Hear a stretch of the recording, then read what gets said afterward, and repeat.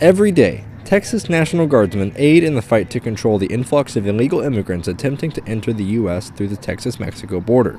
Since the beginning of Operation Lone Star, Guardsmen have turned back 80,000 individuals back to Mexico. A turnback is when illegal immigrants are either caught visually or physically trying to enter the U.S. and are instructed to go back.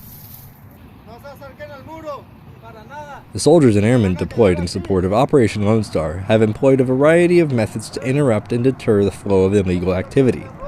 They have trained and work around the clock, installing and repairing the different barriers such as concertina wire and no-climb fencing. The barriers provide the guardsmen and law enforcement partners with time to respond to individuals and groups attempting to enter the U.S. illegally.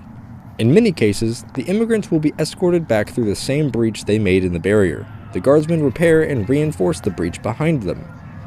The fight to control the flow of transnational criminal activity into the U.S. is a 24-hour, 7-day-a-week fight.